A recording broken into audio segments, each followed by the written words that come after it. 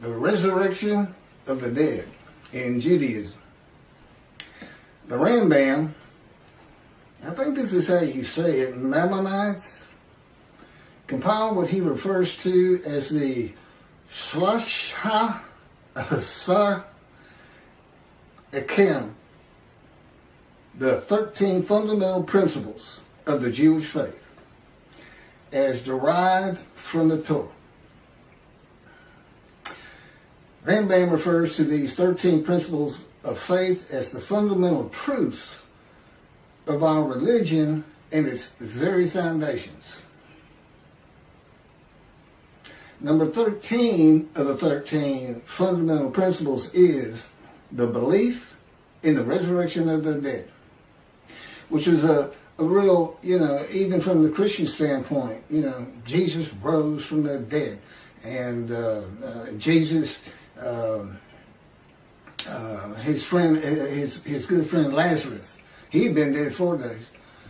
He raised him from the dead, which led to the shortest verse in the New Testament, in the Gospels. Jesus wept. That's all. One verse. Jesus wept. And he did after raising Lazarus because people still didn't believe who he was. I thought that was an interesting tidbit. Ezekiel 1 and 10 are together a vision. Again, I'm reading from the book God dictated to me, Isaiah 53 and the day of the Lord. And as you can see, this doesn't really have much to do, if anything, with Isaiah 53 and the day of the Lord. There's a lot of other information in there that he taught me and had me write. Keith, go to your computer. Keith, do this. Write this down or type this. He'd always say, right. Ezekiel 1 and 10 are together a vision of the resurrection of the spirits of the dead to heaven. The creatures later identified as cherubs, which is a type of angel that are on the ark, with the spirit are going to and fro, east, west, north, and south, adding eyes to themselves and to the wheels, and taking them to the platform of heaven at the entrance of the eastern gate of the house of the Lord, with the presence of the God of Israel above them. All of Israel, whose name will endure in the heaven God is creating, that are righteous and in right standing with God, are the eyes of the eyes on the cherubs and in the wheels. The eyes represent the eyes of the spirits of the dead, a spiritual heaven. Now, back in antiquity and even into the Middle Ages, that wasn't a great thought, so to speak, because everybody feared the God. I mean, they felt like everything that bad that happened to anybody was because God was angry. Just angry. And they had no knowledge of science or medicine. And yet they missed their loved ones so much. And so they'd go out to the cemetery or they'd go out to the grave plot and just look at it, and they would wish that loved one would just rise up out of the dirt and be them again, not in spirit. I mean, that's just what it was. I mean, it was an age of ignorance of the highest order. People couldn't read. There were no schools to speak of. They were like, everybody acted on emotion. And, and your basic personality from your soul, like a mean old soul, this and that. And not a lot of reasoning capabilities. You gain a lot of ability to reason by going to school, even though you're learning stuff you'll never use. It helps your reasoning capabilities. And, that's when everything changes. You have to read the Bible for two different eras. There's antiquity in the Middle Ages, and then we had the age of reasoning. The age of medicine. This is all called the common era. Science, literature, everything. All these different changes, which leads to, of course, the age of information and now the internet. And it's written into there, and I'm about to show you one of them right here. So, I don't know how this was interpreted by Rambam, but he's talking about the resurrection of the dead based on Ezekiel 37. Rise, old bones, rise. Okay? But this got missed. And that's why there might be fundamental principles that, as you're going to see as I go on, and God again dictated this to me. Some things that are part of your religion that come from antiquity and the Middle Ages have to be reassessed. Judaism is supposed to be a very rational, logical, intellectual religion. But boy, a few things got dropped along the way, and my pointing them out is a proof of who I am. I am God's righteous servant. And I handle everything that his other three righteous servants, Moses, righteous and a servant. David, righteous and a servant. Elijah, righteous and a servant. And yet we only have a description of one man for this day. The righteous servant of God. So, effectively, I am the righteous servant of God. His servant David, a shepherd. Again, Rambam. 2 chapters on King Moshe. And he's just making it up. Just making it up as he goes, just like he did the Messianic era. Can't back any of it up. A shepherd. Elijah and the prophet like Moses. And this is the prophet like Moses. Moses did 2 things. He led the Exodus and he wrote the Torah. God dictated it to him. Okay, well, the Jews aren't in bondage. I don't need to do that as the prophet like Moses. So what's left? Write this down. That's the prophet like Moses. And I have all the knowledge that Elijah would have. Elijah. What's so special? The only man in the Hebrew Bible to be specifically taken to heaven. And then he returns in the day of the Lord. Clearly, it's not going to be that Elijah. There's nothing about heaven that I need to know to answer questions that I don't know. I've been taught it. And I envision lots of visions early in my 13 years, first 7 years.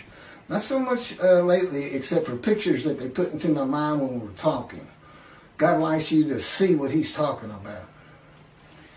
So you don't have to go into a trance or anything for those. I just send pictures into my mind. It's a wonderful thing. Excuse me. But anyway, okay, that's some backdrop. Let's carry on here.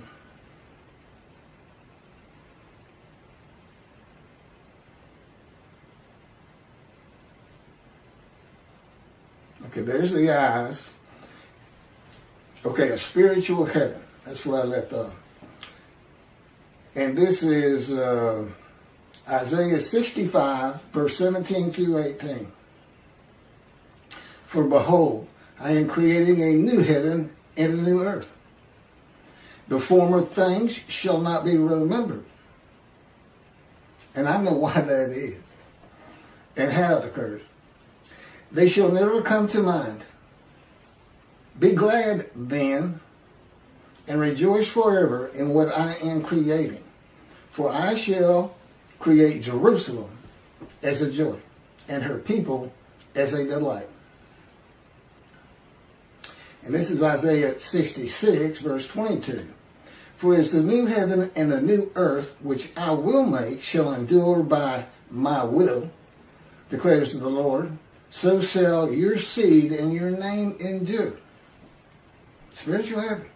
God, what's this all about? What are you doing? I'm going to make a new earth and a new heaven.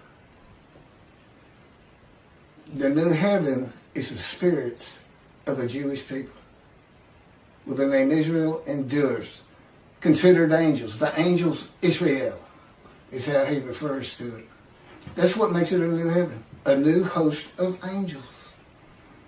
So, in the new earth, the same story again. You get to watch it. You get to watch it, Jewish people. You don't want to miss heaven. Now, I've been there. Generally, I can still sense my body. But I've been there in pure spirit. And but he tells me you'll feel your body, your physical form. But he's going to have another chosen. He's going to basically just run the story again. And you get to see how it really all played out from the get-go. And of course, time means nothing to you. You don't want to miss it. And that's my proof of an Elijah. I just showed you the prophet like Moses. There's my Elijah. Can't really show you a David except for I bring the reckoning and the dismissal of the rabbis, which is on plenty of videos. God has, I am the reckoning and I am the wrath on Christianity. And how you fit the Messianic era into the wrath on Christianity, how you can say Moshe perfects the world, and yet he's got to bring the wrath of God to the Christians and the Gentiles in general. I don't know how you put it together. I mean, you cherry pick. Let's take the stuff that we really like and the stuff that sounds kind of ominous, like utter destruction, or I will hurl your glory to the ground if Elijah doesn't get done what I want him to do, clear the way, which, by the way, is building the third temple. That's what I got to get done, in case you want to know. But I got to be recognized. People got to read all this and go, well, we got to go with this. Because he couldn't possibly know this. That's an atheist for 50 years, as if that matters. I mean, the greatest rabbis, Rambam, this, that, people today, Jews for Judaism, Tovia Singer saying 53 is the people Israel as one, all Jewish people as one man. None of it makes any sense. Tovia bases it on the Holocaust, that there was a guilt offering. Let's go to Leviticus. He went Christian. He's going to use the animal, sacrificial, and worship laws for a human being. And that's adding to Leviticus. You're not supposed to add to or take from anything God had written. The Christians killed one son. Tovia Singer's got him killing 6 million so that they would go back home. Yeah, that's not God. He knew you'd come back. He knew you'd get driven back. He didn't have to lift a finger. And then Michael Skoback and whoever wrote their commentary, it's another person, but I only hear Skoback talking about it. It's based on the Messianic era, where the world realizes the Jew has been right all along, a great exaltation, this and that, never going to happen. His whole commentary is based on something never going to happen. You know, where's the day of the Lord? Where's utter destruction? Where's vengeance? And where's God's representation? Where's his Moses? God's coming, but, you know, clearly it's Moshe, but you better get a description. I mean, you got a description, and I still can't get anybody to talk to me. Does shun, despise, and held no account ring a bell? Because God knew it was going to be like this in the beginning. Ezekiel 37 gives a vivid account of raising the dead to life into new bodies of flesh and bone. This was a common belief in the ancient age and Middle Ages. In this age of information with knowledge of science and the human body, few people believe that a human body can or will be resurrected anew by God. You cannot take, we know, but you cannot take the ashes of bones and make a new human body. You're just making stuff up. When did God do that? You ask, can God do that? You know what the answer is? No, he can't. He said, now I could create a human being where there could be a resurrection of the dead. He said, but I don't want anything to do with that. But the world as created is not set up for that type of an event. Believe it or not, God doesn't have a magic wand. But he's got the unseen and elements in it we don't understand, and the power which, and of course, I'm so familiar with it. It actually surrounds me. It is Ezekiel. They call it in Ezekiel the cords of his power. To me, it just completely surrounds every inch of my body and my head. It just surrounds me. I mean, he can move my hands wherever he wants and turn me around, twist me like a top if he wants, slam me to the ground, I've mentioned. Yeah, if you hadn't guessed it, I'm experiencing. I'm not like any other human being on this planet. But I'm still Keith. I'm a friendly person. Quick to anger, but very friendly. And I've been to every stage, walk of life, man, from poverty, which he has taken me to. I haven't nothing, but which is kind of a religious thing, I think. Even Jesus hated material things, told the rich man he can't get to heaven, things like that. That's just part of it. And it does, another thing that this fire refinement, all these punishment words, maltreatment, makes you humble. More so to him. Moses starts out this firebrand that killed a man that made him angry. And at the end of his life, it is said Moses was the most humble man on earth. Now, I don't know how you measure something like that, but I can tell you I'm more humble to God than anyone on earth because I literally fear him. Because I know the kind of pain he can put me through. And most people don't really have that knowledge. I fear God. But when he'll slam your face down into the cement or to the floor in your room. And so many other things. I know people really don't want to hear all that, but it's important to understand 53. Let me carry on with this resurrection of the dead. Today, few people believe that. It's a primitive and medieval concept that was good for a time through the Middle Ages. That is why God provided visions of heaven, conforming to the beliefs and world of the Jewish people in the Middle Ages and before, and a spiritual heaven for a more enlightened time of reasoning and knowledge. Do you understand what I just said? The Bible has to be read with an understanding of antiquity in the Middle Ages and those people and who they were. And it's also written for people of this day, modern age, knowledge, information, science, medicine, reasoning. You can't just say, our sages say. Well, do you agree with it? That's the next question. You're not going to agree with the 13th principle when I get done. The burden on Israel and the practicalities of such an event of millions of people suddenly appearing in the land from the time of Abraham to today is unimaginable. You got 6 million from the Holocaust alone. Many would be illiterate and savage, and few would be trained to work in this society. This would include the Israelites for 400 years as slaves in Egypt. What are you going to do with those people? Run. God says run. This is what you're going to do. They just scare you to death. All would have to be housed and fed and educated, illiterate and savage. It'd be a prophecy that destroys the government of the state of Israel. I don't even know if you could fit them all in. From the Israelites in Egypt to the Holocaust, since the Holocaust. I know it's millions. I just wonder if you could start hitting 1 billion. I don't know. It's a ridiculous concept. And when I sit there and I watch and I listen and I hear rabbis do this, I understand why God dismissed them. Basically, you're going to have to get all this straight.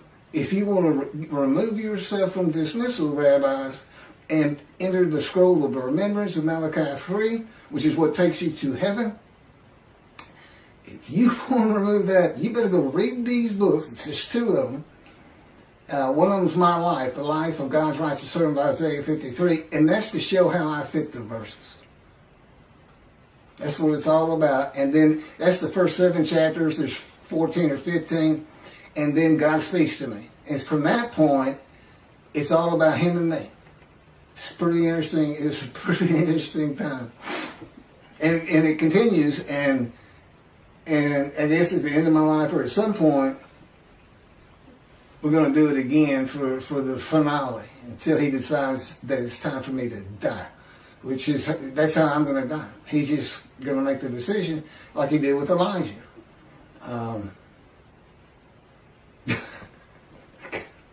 Nothing. Okay. The resurrection of the dead in a human body to a heavenly earth, the world to come.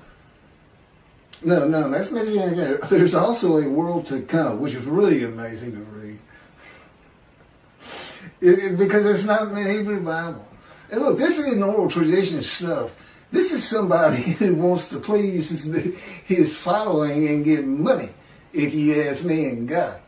That's what this is. He's just making it up. It's not an oral tradition. Now, I don't get into the Torah at all. And the oral tradition, I'm going to read it the way God says it in just a second, but we don't get into that at all. I know Rambam said Moshiach would read Torah day and night. Well, no, I don't. But I definitely am a scholar on the prophets and the day of the Lord and everything I've been talking about 45 videos that we keep flipping. Find you a motorcycle and just stick with it the last 2 or 3, because you can go back 4 or 5 and we're just redoing them to keep them circulating and adding.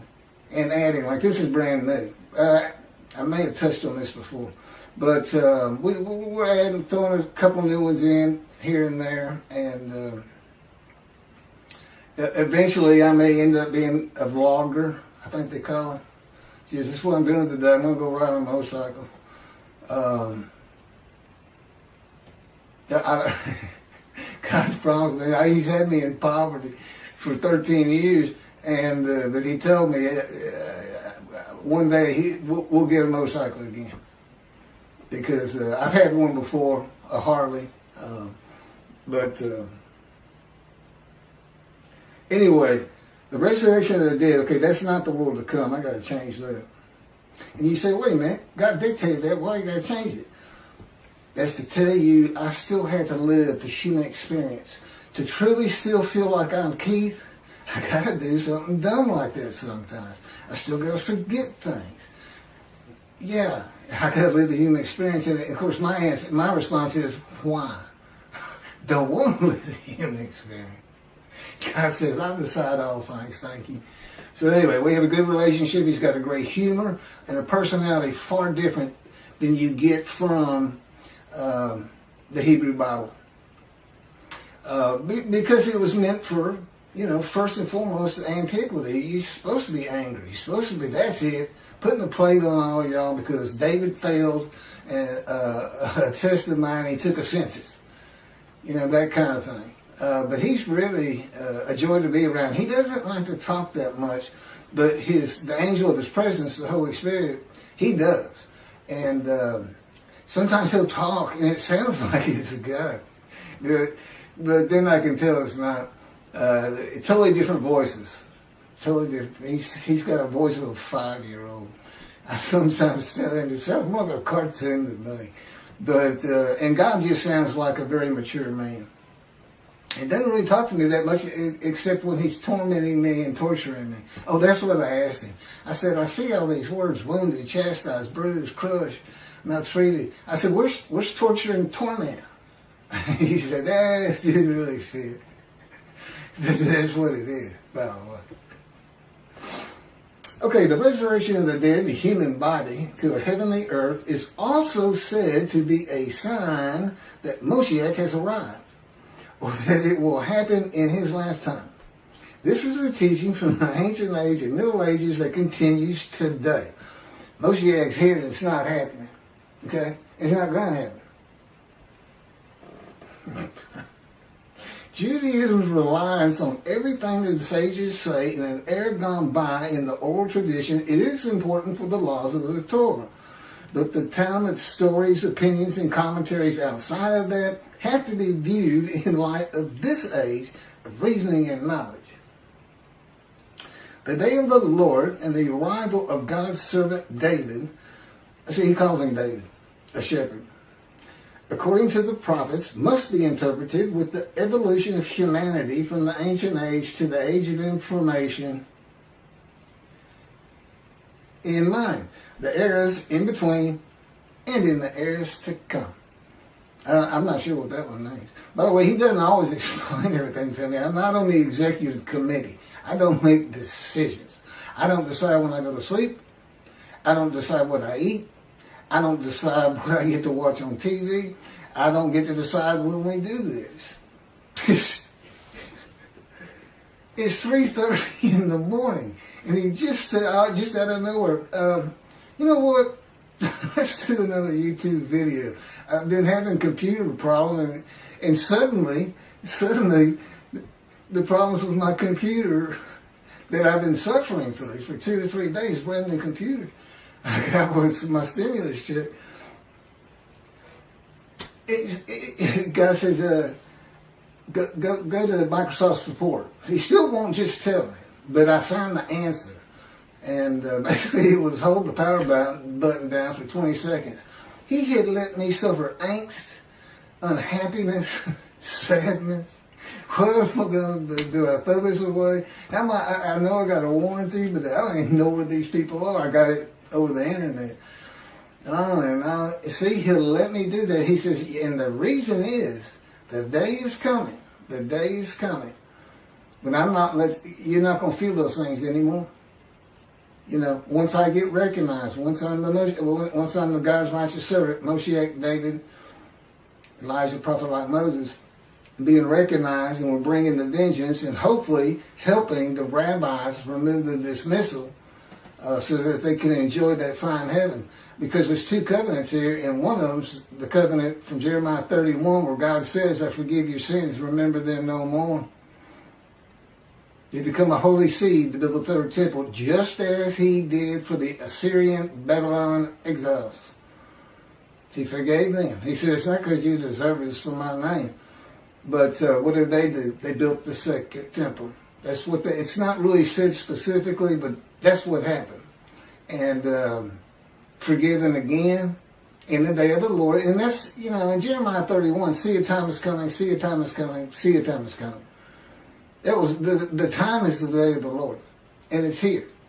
I got too much other information on that, but okay. Well, thank you for listening to all that, and for the rabbis, I think you should consider this fundamental principle that you got from Rambam. I mean, I don't see a fundamental principle of your faith. And see, I was an atheist for 50 years. I'm not a religious person. I understand the concept. Well, this is what we believe, because that's what you get from the Christians.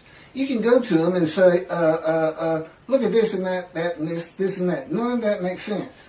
None of that makes sense. And this is what you get. Praise Jesus. Praise Jesus. Logic doesn't matter. Well, for the Jews in Judaism and for the God of Israel, it's going to start mattering if the rabbis won't see heaven. Thanks a bunch.